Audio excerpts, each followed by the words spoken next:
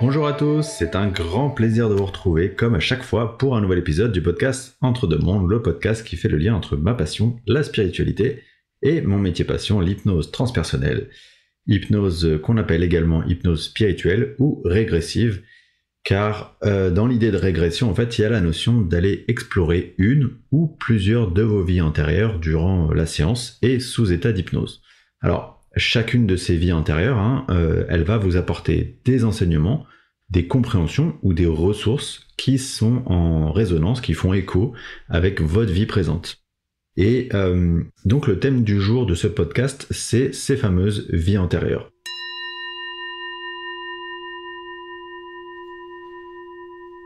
Alors, pourquoi parler des vies antérieures ? Premièrement, et de manière complètement égoïste, parce que c'est un sujet qui me passionne, et deuxièmement, et plus sérieusement, pour essayer de comprendre un peu la mécanique, la logique de la réincarnation. Alors, la vie antérieure, vous l'avez compris, ça repose sur un postulat qui est la réincarnation. Ça veut dire que notre âme, elle alterne entre les plans supérieurs, sur lesquels elle travaille de manière à faire évoluer son âme. Je reviens pas sur le détail, j'en ai parlé dans l'épisode 8, si ça vous intéresse, celui qui aborde l'entre-deux-vie. Et donc alterner entre les plans supérieurs et les plans inférieurs, c'est-à-dire les plans d'incarnation, comme la Terre. Et sur Terre, donc, elle va faire l'expérience pratique de tous les sujets théoriques qu'elle connaît en tant qu'âme. Et cette expérience pratique, elle est considérée comme la meilleure manière possible pour l'âme de progresser. Et oui, parce qu'en fait, derrière tout ça, qui dit vie antérieure, dit cheminement de l'âme. Vous vous incarnez sur Terre pour apprendre dans la matière d'une expérience. Vous allez pouvoir l'apprendre en une ou en 100 vies, peu importe. Et cet apprentissage, il a pour but final de faire évoluer votre âme, de la rapprocher chaque fois un peu plus de son origine, la source, qui est composée d'amour inconditionnel. Alors, je préfère vous le dire tout de suite, il y a un débat sur le terme de vie antérieure. Pourquoi ? Parce que le terme antérieur, en fait, fait débat, parce qu'il fait référence à une compréhension du temps comme étant quelque chose de linéaire. Par exemple, et je crois que c'est la croyance de beaucoup de personnes, si vous vous êtes incarné en 1700, et bien après votre mort, vous pouvez vous réincarner en 1800, puis vous mourrez, vous réincarnez en 1900, etc., etc. Moi, c'est pas du tout ma croyance. Parce qu'en fait, réfléchir de la sorte, ça suppose qu'on applique notre conception terrestre du temps au plan supérieur. Or, si vous avez écouté mon podcast sur le temps, vous aurez compris que le temps tel qu'on le connaît sur Terre, il est relatif à cette dimension. Une fois que vous êtes de retour sur les plans supérieurs, cette notion de temps, elle n'existe plus, ou en tout cas, elle n'existe plus du tout de la même manière qu'on peut la concevoir sur Terre. Ça signifie que vous pourriez décider lors de vos prochaines incarnations de vous incarner par exemple au Moyen-Âge ou dans l'Antiquité, à l'époque égyptienne, peu importe en fait. Par contre, j'ai aussi pour croyance le fait que la plupart du temps, vous allez quand même vous incarner dans des périodes qui se suivent chronologiquement. Pourquoi ? Parce que en fait, votre évolution d'âme, elle suit l'évolution de la Terre. Et la Terre, plus elle monte en vibration, plus ça va correspondre aussi à votre vibration en tant qu'âme.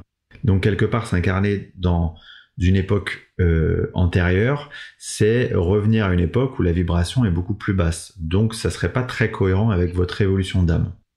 Bref, tout ça pour dire que du coup, le terme vie antérieure, il devrait plutôt être, à mon sens, remplacé par vie passée ou même vie parallèle. Puisque si on suit la logique, s'il n'y a pas de temps, en fait, tout se passe de manière simultanée. Maintenant, posons-nous la question du nombre de vies. Combien est-ce qu'on peut avoir de vies antérieures et est-ce que ce nombre il est limité ? Alors, quand je pose la question du nombre de vies qu'on peut avoir, il faudrait préciser en fait sur quel plan. Parce que le truc, c'est que vous allez faire votre expérience ou vos expériences sur le plan qui correspond à votre énergie, à vos besoins en progression. Puis, vous allez ensuite passer sur les plans d'après et ainsi de suite. Donc, selon ma croyance, et ça rejoint un peu la question du temps qu'on vient d'aborder, il n'y a pas un nombre de vies qui nous est attribué par plan d'évolution, puisque finalement le temps n'existant pas, ce nombre de vies, il est vraiment relatif à chaque âme. Et notamment, c'est lié à la capacité de l'âme à réussir à dépasser les apprentissages programmés, ainsi qu'à sa volonté d'avancer plus ou moins vite. Je rencontre souvent d'ailleurs en séance des personnes avec des histoires de vie très très compliquées, et souvent on apprend qu'elles se sont volontairement programmées une vie chaotique parce qu'elles voulaient progresser plus vite. Donc logiquement ces personnes, et donc leur âme, qui sont pressées d'expérimenter, elles devraient avoir moins d'incarnation que les âmes qui vont prendre leur temps pour faire les expériences nécessaires à leur évolution. Et quand je dis prendre son temps, ça veut dire se programmer des expériences un peu moins compliquées, des vies un peu moins chaotiques. Un autre point important quand on parle de vie intérieure, c'est de parler de karma. Je vais pas trop détailler le concept du karma parce que ça fera l'objet d'un épisode en soi, mais en gros l'idée c'est que vos agissements dans une vie, ils vont pouvoir créer un karma avec une autre âme, ou évidemment plusieurs âmes, et que créer un karma, ça revient en fait à créer une sorte de déséquilibre. Et ce déséquilibre, vous allez devoir travailler à le rééquilibrer dans une autre vie. Si je prends un exemple parlant, si vous avez, désolé de l'exemple un peu trash, mais si vous avez été proxénète dans une autre vie, il y a de fortes chances que vous deveniez une prostituée dans la vie d'après. Si vous avez été particulièrement méchant avec une personne, il y a de fortes chances que dans la vie suivante, vous soyez celui qui va être la victime de ces méchancetés. Enfin, il y a aussi la notion de mémoire karmique qui est importante de comprendre. En gros, vous pouvez avoir vécu dans vos vies antérieures des événements traumatisants qui vont continuer à vous suivre dans votre vie actuelle. Imaginons par exemple que vous ayez été jeté d'une falaise dans une autre vie. Encore une fois, je prends un exemple un peu trash volontairement. Vous pourriez souffrir dans cette vie-là d'une peur en altitude qui soit liée à cet événement d'une vie passée. Et en séance d'hypnose transpersonnelle, on a la possibilité d'identifier et de se débarrasser de ces mémoires dites karmiques, donc d'anciennes vies passées. Tout ça, ça m'amène à parler de mes séances pour répondre à 3 questions. 1. Est-ce qu'on va forcément aller visiter une vie antérieure en séance d'hypnose transpersonnelle ? Eh bien la réponse elle est non, puisqu'en fait, on va aller visiter ce qui est jugé par votre conscience supérieure comme étant prioritaire dans votre cheminement personnel de cette vie que vous vivez actuellement. Donc par exemple, si du point de vue de votre conscience supérieure, il est prioritaire d'aller régresser dans votre enfance pour comprendre une situation qui a engendré tel ou tel comportement chez vous, eh bien c'est ce qu'on va faire. La deuxième question, qui revient souvent, c'est si on va voir une vie antérieure, est-ce qu'on choisit la vie qu'on va visiter ? Eh bien non, à nouveau, on ne sait jamais avant une séance ce qu'on va aller visiter. On va simplement en fait accueillir ce qui vient et on va comprendre la résonance de ce qui va venir avec la vie actuelle du consultant. Puisque vous l'avez compris, c'est la conscience supérieure de chaque consultant qui va choisir ce qui va être exploré. Et la troisième question qui est souvent posée au sujet des vies antérieures, c'est est-ce que les vies antérieures qu'on va aller voir en séance, c'est forcément les nôtres ? Eh bien, pour le coup, je ne peux pas vous le dire avec certitude, puisque on n'a clairement aucun moyen de le vérifier. Ma croyance, c'est que finalement, peu importe, puisque c'est l'enseignement, c'est la leçon que vous allez pouvoir tirer de l'exploration de vie qui est importante. Donc, savoir que c'est sa vie ou la vie de quelqu'un d'autre, finalement, c'est juste une question d'ego. Ce qui compte vraiment, c'est l'enseignement, c'est l'information qu'on va vous donner et qui va faire écho avec ce que vous vivez, ce que vous traversez actuellement dans votre vie. Concernant la bibliographie, j'aimerais vous citer un livre pour lequel j'ai beaucoup d'affection parce que c'est le tout premier qui m'a éveillé à la spiritualité. C'est aussi le tout premier d'ailleurs qui m'a parlé des vies antérieures. Ce livre, c'est Lorsque j'étais quelqu'un d'autre de Stéphane Alix. C'est une histoire vraie qui lui est arrivée alors qu'il était en retraite méditative en Amérique du Sud, je crois que c'était au Pérou, et il reçoit à ce moment-là une sorte de flash, une sorte d'image d'un soldat allemand qui est en train de décéder, et il va lire sur sa plaque le prénom et le nom de ce soldat. Suite à ça, il va rentrer en France, et il va commencer une enquête assez incroyable à la découverte de la vie de cet homme qui a bel et bien existé, de son histoire, et il va aller un peu sur les traces de son parcours pour comprendre tout ça. Il y a un autre livre dont j'ai déjà parlé dans des podcasts précédents et que je trouve très intéressant quand il s'agit de comprendre la notion de karma dans l'enchaînement des vies antérieures. Et ce livre, c'est le livre de Joël Uri qui s'appelle Daniel, je sais pourquoi, qui je crois est toujours disponible en livre audio gratuitement sur YouTube, donc n'hésitez pas à aller l'écouter, c'est très intéressant. Maintenant je vais vous faire écouter un extrait, alors forcément raccourci par rapport à ce qu'est normalement une exploration de vie antérieure en séance, mais qui a le mérite de vous faire plonger dans le type de vie antérieure que on va pouvoir aller visiter en séance d'hypnose transpersonnelle. Quant à moi, je vous remercie infiniment à nouveau pour votre écoute et je vous dis à très bientôt pour le prochain épisode du podcast Entre deux mondes qui traitera des voyages astro.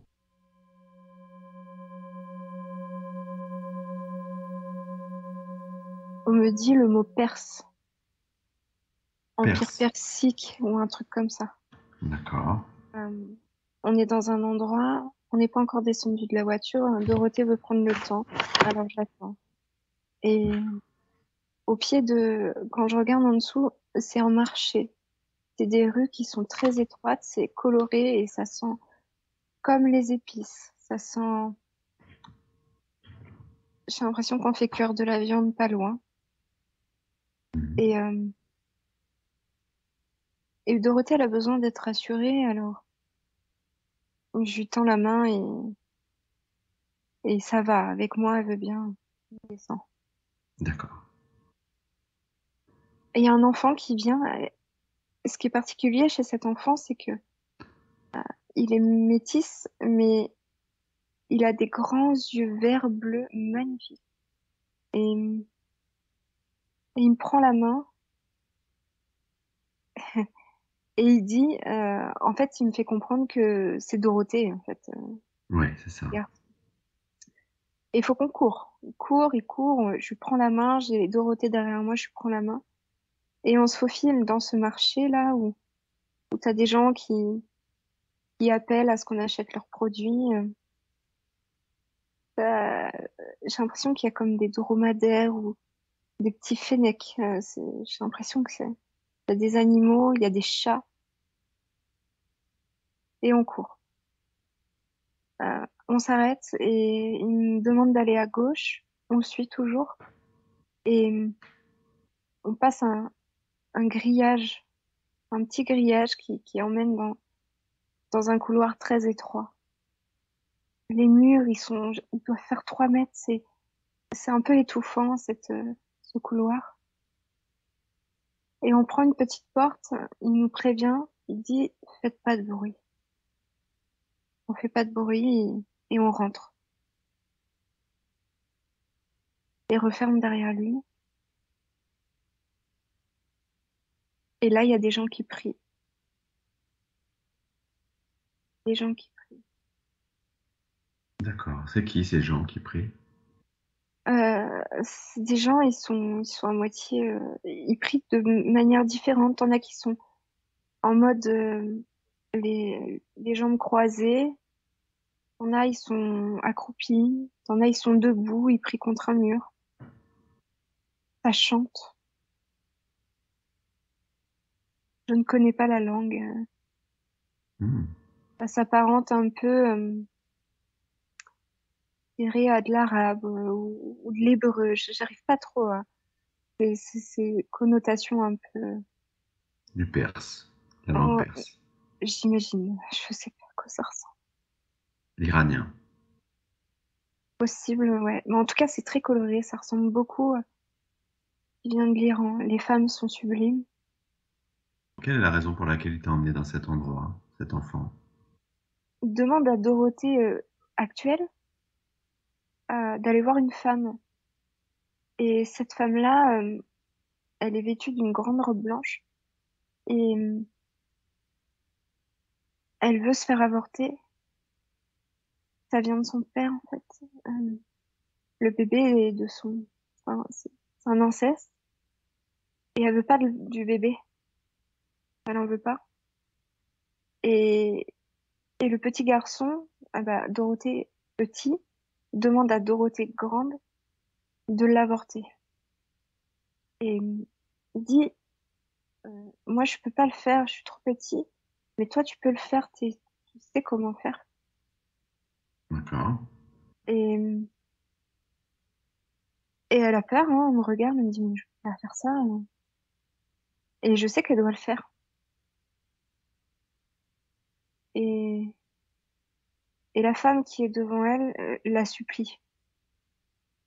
Elle dit, s'il te plaît, en gros, elle parle pas la langue française, mais de ce que je comprends, c'est elle la supplie pour qu'elle le fasse parce qu'il y a que elle qui peut le faire. Et elle a confiance en elle et elle sait que si elle le fait, elle va pas mourir des suites de l'avortement. D'accord. Je vois qu'elle prend une grande pince. Ça ressemble à une pince, c'est un peu bizarre, mais de barbecue. Et, et elle commence à y aller, quoi. Elle demande mon assistance. Je dois être présente dans la scène. Et elle veut que je tienne la main de cette dame. Et elle me demande de prendre un chiffon et de mettre le chiffon dans la bouche pour qu'elle puisse mordre parce qu'elle aura mal. Et à côté de ça, il y a une espèce de dame, une très très vieille dame qui est tatouée sur le visage. Elle a des points, là, comme ça. Et Mm. comme des petites spirales au niveau des joues. Et là, une espèce de petit serpent, je sais pas.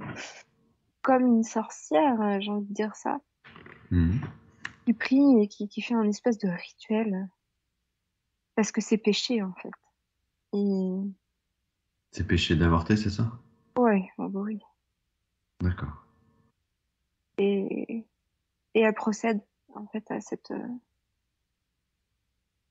Qu'est-ce qui fait que cette Dorothée adulte, elle a les compétences pour faire ce genre de choses? parce qu'elle a appris.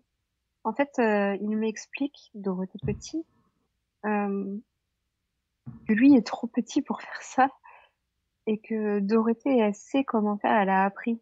Lui, il sait pas encore. Mais elle a appris dans cette vie-là que qu'on explore ou Entre deux. entre deux? D'accord. Ok. Pourquoi pas? D'accord. Donc c'est ce qui se passe alors. Elle finit par faire avorter cette dame.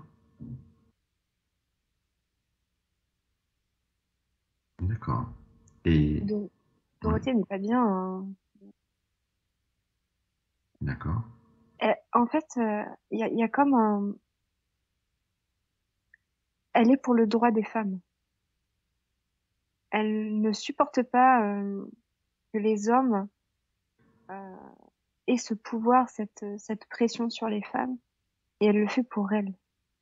Cette femme, en fait, qui Hmm. est juste esclave de cet enfant et de la pression que lui exerce son père et de l'inceste qu'elle a subi.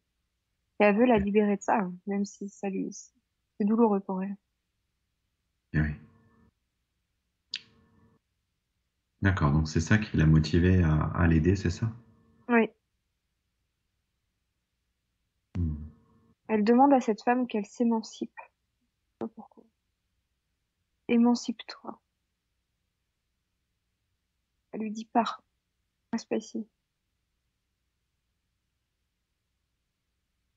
Ah, ok. En fait, c'est comme une sorte. Je pense que la Dorothée actuelle, c'est juste une image, mais c'est les capacités de Dorothée entre les vies qu'elle a su acquérir. Et c'est comme une espèce de. J'ai pas envie de dire le mot guide, mais une espèce de. C'est quelqu'un qui va facilement aider les gens, peut-être à Hmm. s'oublier, hein. J'ai l'impression que Ouais. c'est quelque chose qui revient. En fait, elle va penser aux autres, elle va se mettre de côté. Et on voit que c'est quelqu'un qu'on peut suivre facilement parce qu'on a confiance en sa bienveillance et en ses capacités d'empathie et de comprendre.